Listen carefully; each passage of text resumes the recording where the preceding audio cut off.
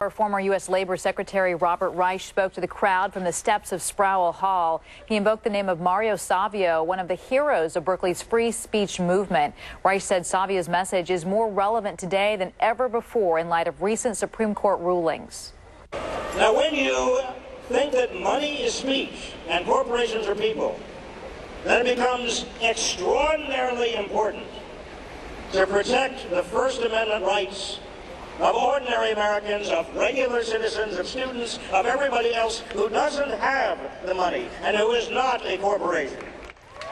Reich went on to say that because freedom of speech is often messy, inconvenient, and expensive, there is often a temptation to contain it.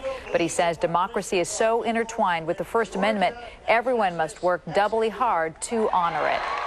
With cities across the country saying occupiers have overstayed their welcome, L.A. Mayor Antonio Villaraigosa still has the welcome mat out for now. I'm very proud of the fact that here in Los Angeles, we stand for the First Amendment. Still, after 47 days taking their stand around L.A. City Hall, even some occupiers seem unclear exactly what they stand for. Why are you out here? I don't know. We're here because we feel that the system doesn't work anymore. Prepare for a long zigzag struggle. Tom Hayden, whose activism in the 1960s thrust him into politics, says occupiers might lose their encampments, but even without a focused message, they're gaining ground in the political debate.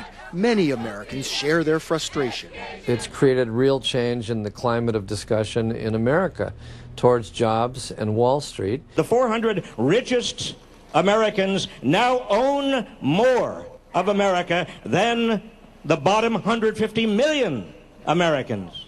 Last night at Berkeley, on the steps where the student free speech movement began 47 years ago, former Clinton administration Labor Secretary Robert Reich told campus protesters they've caught America's attention. Now comes the hard part, turning protest into policy. There's really only one way to turn a grassroots movement into a political movement, and we saw that with regard to the civil rights movement and the anti-Vietnam movement, and that is through political organizing. It's much harder to go from moral outrage to real practical change, but I expect that this movement will be coalescing. But it might not coalesce around either the Democrats or the Republicans. Their anger at the economic and political system is so deep and so wide, Scott, that right now they blame both parties. Thank you, Bill.